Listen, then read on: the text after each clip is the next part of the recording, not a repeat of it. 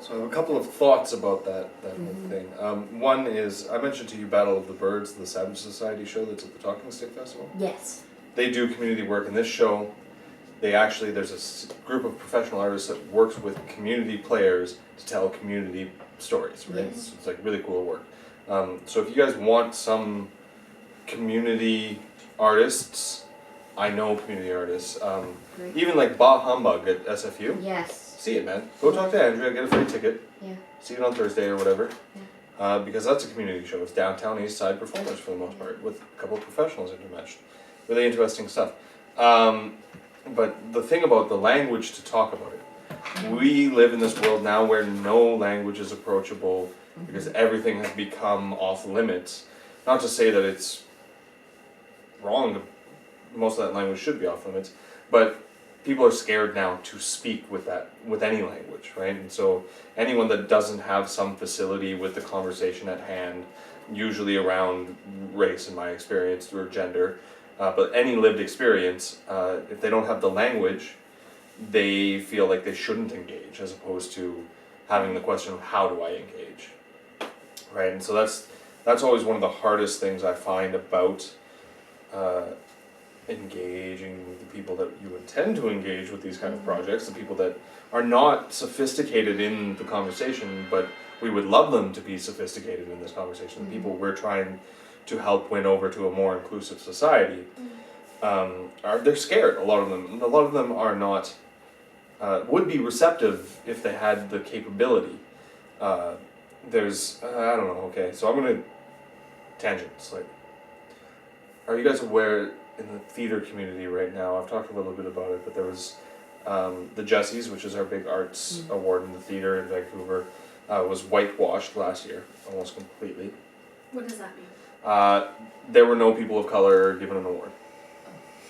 In an incredibly diverse city with some really fantastic work happening. So some prominent members in the community got together and took a couple of months to write a really well articulated letter, and they presented it to the Jessies. And then the Jessies responded in turn and said, okay, let's open it up to a really open conversation. They hosted a town hall. Nearly 200 people showed up. It was mediated. There were representatives from all parts of the community. It was the beginning of a long discussion, but it was a place for conversation as opposed to anything else. And then recently there was a similarly intentioned letter to another theater company who's doing a show that is primarily Latino and Latina cast, but not Latino and Latina performers. And so, right, and so, but some of the performers are performers of color, so there's like this weird conversation about that even, but then the Latino and Latina community in Vancouver was like, well, you clearly didn't see enough of us because I would have done it, and he would have done it, and he would have done it, she would have done it, she would have done it, right? So they wrote a letter that, in my opinion, and I'll take it as opinion, anyone who's listening, was not as well articulated as the more recent letter, or the recent letter that they tried to emulate. And then the response was, well, you're misrepresenting us, blah, blah, blah, and made it not about let's open dialogue, but about that's not what I said. And then there's been 2 or 3 responses about that in the last couple of days. And so there's the possibility in the theater community in Vancouver of this explosive energy around diversity and inclusion at a time when also disability and accessibility are a big conversation in the theater and all these fantastic things. But then you go to the Arts Club in Bard, opened a new venue, beautiful venue. They got about 12 million, 14 million to open the venue. It's gorgeous, 4 studios, great theater, it's so cool. I went to the opening event. It was old white men talking to old white men about themselves. And they are currently in the best space in the city. Like, they don't even see it. It's not that they are ignoring it, they just don't even understand that that is their reality. And so those people that we want to talk to, those people would be scared to come to this town hall. And so how do we give them the tools to engage? Yes. Right? Yes. So I want to add so let's put that on the table, and I want to add an interfaith example, okay? I am one of the few Sikhs involved in interfaith dialogue. I have been in it a decade. I cannot tell you how many invitations I've sent out to people in the Sikh community, to young people, older people, et cetera, et cetera. Men, women, doesn't matter. And very hard to get people to come out. Okay. So then there was, I can't remember what article it was, something about, they named some religions, and I think I forwarded it. I forwarded an article on Facebook, and a young Sikh man messages me, says, why aren't there any Sikhs here? That's so discriminatory, to which my response was, actually it's because every time the invitation's gone out for dialogues, etc., Sikhs haven't shown up. And I have been personally sending those messages. So we need people who are willing to get involved. They absolutely issue the invitation, but if people don't take them up on it, the program doesn't wait, right? The meeting doesn't wait. The event doesn't wait. They continue on, but the door's open. So, would you like to attend? Sure, okay, let me know. Never heard from him again. Said he would, but nothing. No, hey, would love to, can you tell me? I'm like, I'd be happy to forward your name if that's what you would like. Right? But you can't demand representation if you're not willing to send the people. Because I gotta tell you, every time the invitation came my way, if I had the capacity and the time, I went and I was always welcomed. So I want to put that on the table as well. Is that the great intentions of organizations for diversity and why people are not showing up at the table, I think is the question. I haven't found the answer to that. Well, and it speaks to something that is deeper and systemic, right? It's not, I really don't believe, for the most part, people will accept it, that individuals are the cause of the problem. I really don't. I think it's much deeper systemic problems that we can't avoid. Things like, so the Jessies, to be considered, you have to pay a fee to the organization because they're a volunteer run organization. You need to throw them like $40 or whatever it is. But minority community theater from the downtown east side, they're borrowing their venue and they're not paying a soul. So they can't fork out the $40 or $100 or whatever it is to the organization, so they will never win that award.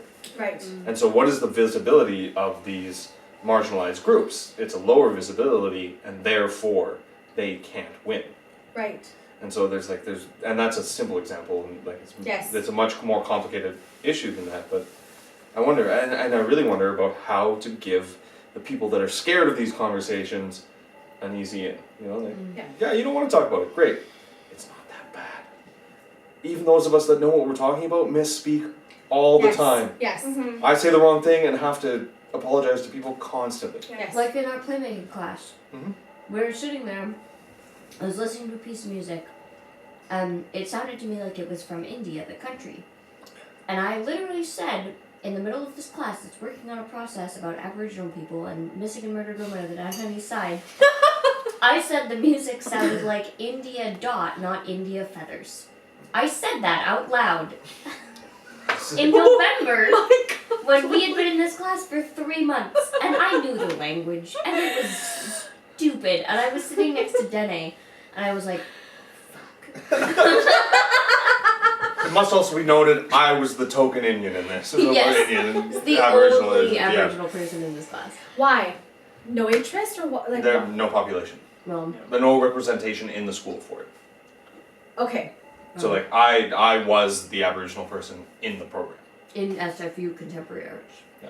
And is it because Indigenous people are just not going into this program? I think that's true. I think... Sorry, there's a girl in first year. Her name's Darlena. She's in Okay, so she's in first year, I would be in 7th year. So that's 7 years. Sorry, I'm just... No, but That's perfect. that's That's important. That's 7 years, 20 per ensemble, give or take. Just in the acting program, give or take. Let's push it down to 15. So that's about 100 people. So that's 2%. Our national population is 4%. Right. So just it's immediately disparate. It's always disparate. Because you look at writing, arts. You're not going to see. I don't know. Do you see a lot of South Asians? No. Yeah, you'll see them in the doctors and the lawyers and the business classes, right? The engineering fields, the ones that they're groomed to think acceptable. We are still fighting that systemic issue but we need writers. And we need people who will do, I mean, don't get me wrong, I get it that you gotta earn a living. But we have to represent ourselves You in. need storytellers. Absolutely, right? You need people in the media, you need people in et cetera, et cetera. So, and we haven't cut that either. And I don't think of us as a underprivileged community any longer. I mean, you know, a generation ago we were starting out. We grew up poor, we just didn't know we were poor. Right? We didn't had no concept we were poor. But we were poor, technically by the definition of how much we made and our standard of living, etc. Because parents were new immigrants to the country. Right? Even though dad was from England and mom was from India, fair enough. But we were starting your starter families, you're in a starter home and you're starting your journey, etc. But we didn't realize we were poor because nobody acted poor. Meaning not that we acquired things, but we didn't have that we're the downtrodden, we don't have rights. It was like, no, we have every right to talk, to vote, to be involved in community and attend meetings. Do you know what I mean? Like that, that it was, we're part of the system in society versus the, but we don't belong and we're underprivileged and we can't be there. Well, and there's something, and I don't think it excludes everything, but from an Indigenous perspective in Canada, cultural differences, like, so studying art is kind of a weird thing for a lot of Indigenous populations, because I don't know my own language very well, but I know in the Anishinaabe language, they don't have a word for art. Like it never occurred to anyone that was any different from life. Right. And there's all sorts of like beautiful beadwork and clothing and dancing and music and performance and all sorts of beautiful, incredible things, but no one had to separate it.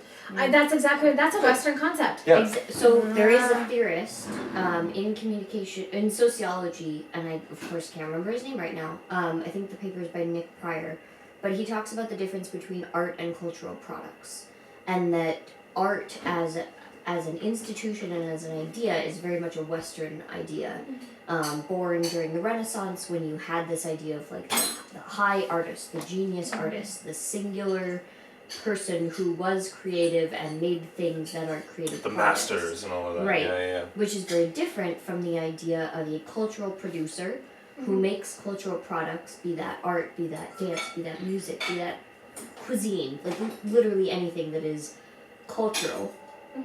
And the difference in the concept of what that means in a society, and that a cultural producer can be anyone, can be literally anyone who does something creative and makes something that is valuable to that culture, versus the artist who has the singular goal of social change or appreciating beauty or facilitating conversation or something like that. And I would love to problematize that, but for now yes, I won't. and so he made the point that we should be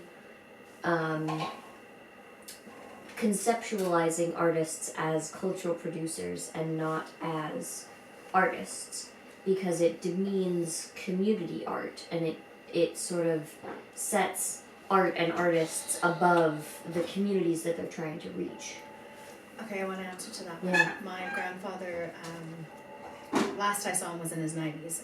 This is my maternal grandfather, who did not like Canada. He came here for a little while and went, oh my God, you live in houses and boxes, I can't breathe, and he goes back to India.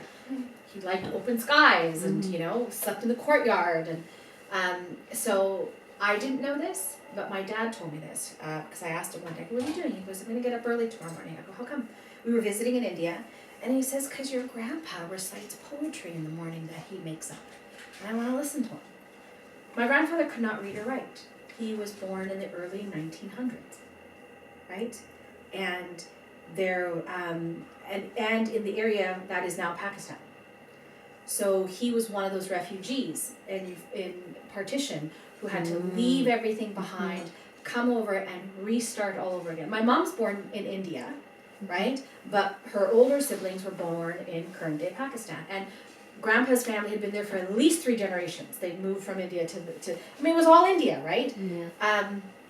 But Dad, he goes, he says the most beautiful, inspiring poetry. And so early in the morning, that was his routine. He'd greet the day, and he would just orally create that morning. He didn't know how to write, and nothing was covered. And this was an oral tradition. This is someone whose memory was phenomenal. You know, everything was all verbal. There was nothing written down. He had no signature, had no way to do any of that. And so, was he an artist? Yes. Right? It was a living form of art that was part of his daily life. It brought him pleasure. Was he a farmer? Yes. He raised his family and worked in the field and sang as they did, you know, and that was normal to have music and poetry as you're working in the fields and you're laughing and joking and singing back and forth and going, okay, I can come up with a line, and you're just kibitzing, you know. That is a normal part of life. Would he consider himself an artist? Not at all. He's a farmer. Right? He was a farmer. A question that's come up for me a couple of times. Would that or arts practices fall in the realm of practitioner? Yeah. Right? So this is a practice. Yeah. This is a thing I do, and it keeps me connected to myself and my world. Yes. And it goes beyond the product. It's about the exploration, and Yes. it's about the self, and I maintain my farming life. Yes. Right? And so There was no separation. Yeah. It just is. It's a Yeah. part of who he is, or who he was. Yeah, and then so I wonder, there are certain artists that I think of as practitioners, and there are certain artists that I don't. Right. And I wonder what that's about. You know, like there's people that are really just continually investigating. And those are practitioners. Yeah. But like arts club shows, like that's not a practitioner. It's popular entertainment. Yeah. It's popular entertainment, I right? went to their Christmas party the other night. Oh yeah, how was that? Which one? The arts club one. It was like their staff. Oh, I went to the Jesse's one. Never mind. No, different probably. It was at that venue that you were talking about. The big new one. It was so sucking. It was so horrible. And they actually believe in themselves. That's the crazy thing. And none of them. But so does None of them- everyone. Like everyone believes in themselves. Well, in a way. I don't. No, I think some people, like some big network producers, must know they're Bullshit. Bullshit. pulling the wool over a lot of people. Kanye West. Yeah, he does it on purpose. He makes it. Yeah. No, okay, but what I was actually Well, gonna like say. these guys, Sorry. I think these guys think they're totally Oh yeah. real. Donald Trump has said it. They have other things going on. They have complexes that they to work through. But I think, isn't that part of the problem though? So Yeah. finish your thought. Finish your Yeah. thought. You wanna No, my thought was just gonna go back to Lily's piece and like how kind of this whole thing relates to it, I guess, is when we're talking about practitioners and stuff, like would it be beneficial for this project for you to seek out artist practitioners of art Yeah. and to have them Mm. do this? Yeah. Like, you know, or to try that, or to try and get other people involved, right, that aren't necessarily, that wouldn't consider themselves like a part of this world, but that are practitioners in some way. Yeah. I think that is the goal. Yeah, honestly. I think it's got to move. I think the next experiment should go towards community, Yes. and away from art, away from institutions. Yes. They should move Yes. far away from that. Yeah. I agree. Because ultimately, if you're looking at it, developing that toolkit and helping others be able to use this form of expression to talk about difficult subjects, and it's going to be, you're wanting it all to be hit the grassroots and not the system, right? And so the grassroots, they are incredibly talented, right? But they have. This is something they do as a volunteer piece, in addition to who they are. The interfaith work that I do, that in fact I would say is really my kind of purpose in life. I mean, I don't get paid for any of that. I have a job that pays my bills, right? And that's a pragmatic decision on my part. It allows me the freedom then to be able to serve and do what I want. Would I like to earn a living? Yes, and now I'm starting to look at, well, how can I bring the two in, and how can I use what I'm really passionate about and be able to focus on it full time, right? But that's a journey all on its own. However, on the grassroots level, I mean, people people can express, people have the ability to, I would say, take on a story, and I wonder if there would be less of a conundrum, less of a worry about owning someone's story because it's a neighbor, because it's someone that they know. Because I saw each of you struggled with that, and yet I didn't have a problem with it. Yeah, and I wonder, some communities I think it would be more of a struggle, and some I think it would be less. Correct. And that would be the culture of each community. And also, like, I don't know, there's this thing about, like, I'm like, when we were sitting in the circle, we were, like, talking about, I don't know, it was, okay, now we're going to talk to the artists about their process. And it felt really weird. And and it felt, it was great to be able to talk to people about, how I did it and how I went through it and to have that experience. But at the same time, like, what would it have been like if it wasn't like, if it wasn't that, if it was just like, if it was just a conversation, like I wanted it to. Yeah. Okay, so let's take it out and put it into community members. So a group of people have heard a story from one of the members, and they're gonna divvy up, and 4 of them are gonna perform it, right? They're gonna put their own interpretation on it. So I think it's a really valid question to ask. You're asking the audience, how did you find it? How did you find it telling that story? Because I just think that's a powerful question for the people in the audience to hear. What was your process on this? How did you feel about what you were doing? And being able to hear that, because like, oh wow, that's so fascinating, because I didn't do the story. I didn't act it out. Right? So I would be curious. I would be curious to know how people felt. Yeah. So I personally enjoyed the fact that Sarah and Dom and both of you shared your process, because I was equally curious about that. And I think that when talking about bringing art into the community, I think it was very powerful for people to hear why you did what you did and how you came about it. I know, like, my parents, like, I grew up dancing, so my parents have seen a lot of art, and they've kind of accepted, and they go to art, like, they go to theater shows and all that, and they kind of just accept that you're going to take what you get from a show, but, like, it's also very interesting hearing the choices you made. I think they really appreciate it. Yeah, I think, like, the point wasn't that I felt weird, like, talking about it and that there shouldn't be a discussion. I think that there has to be.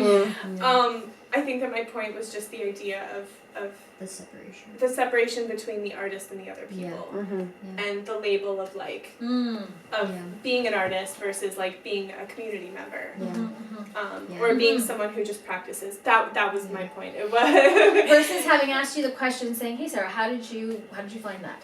And now you're just one of the people we're asking, rather than saying, "Okay, now we want the artist to tell their piece." Yeah, exactly. Yeah. I think.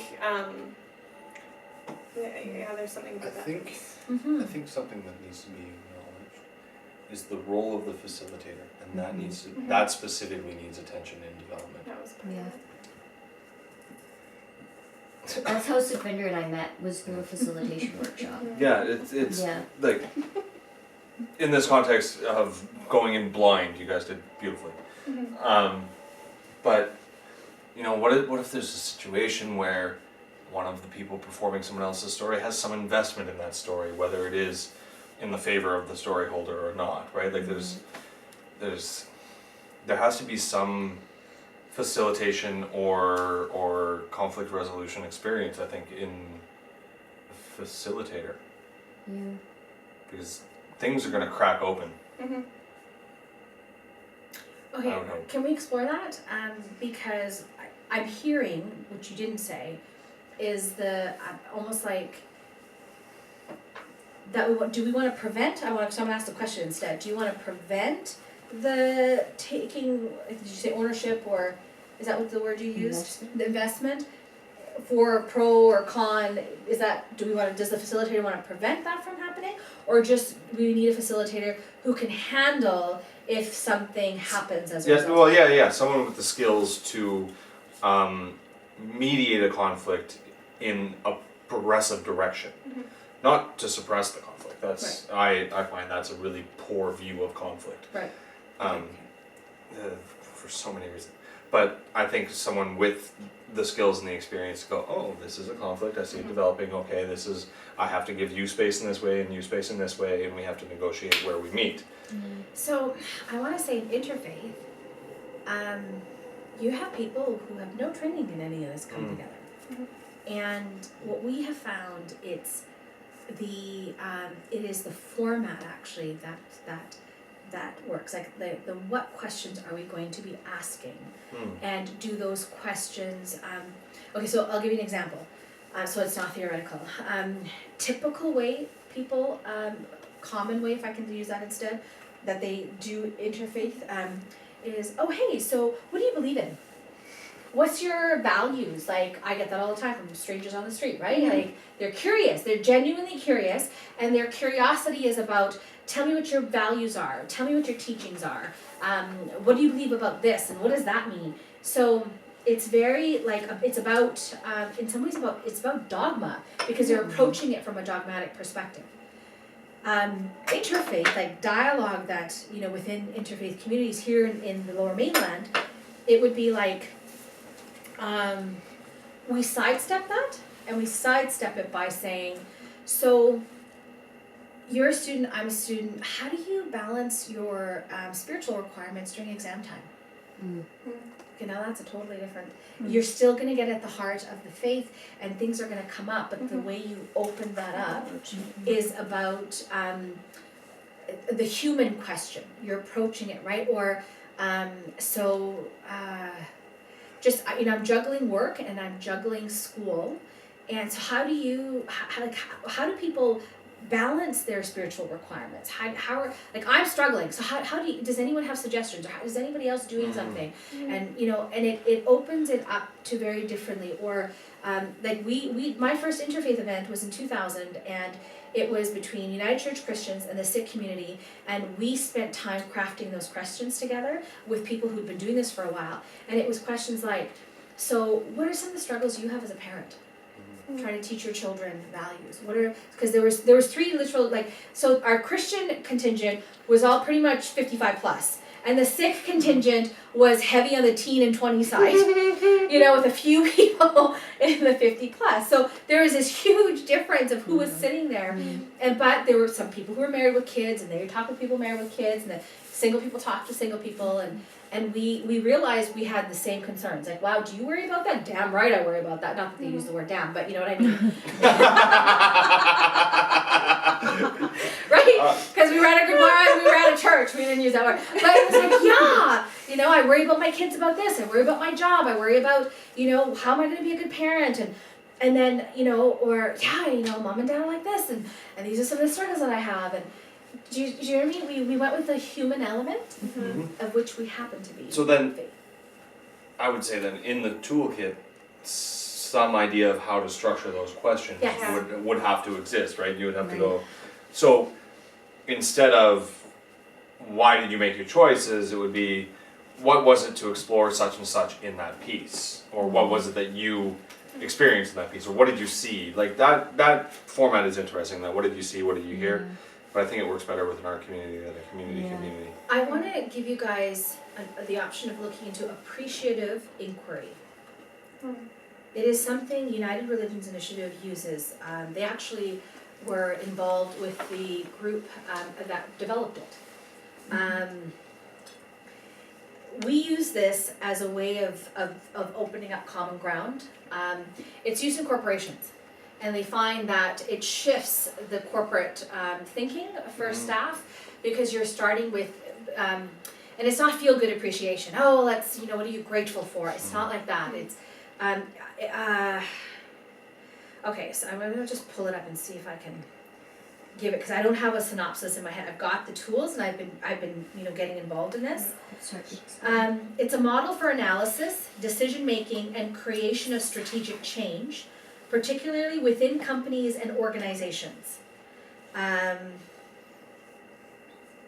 So the creators felt the overuse of problem solving as a model often held back analysis and understanding, focusing on problems and limiting discussion of new organizational models.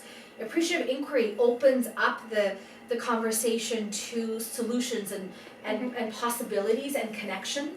And so I think it would be really great for you to look at just some of the suggestions that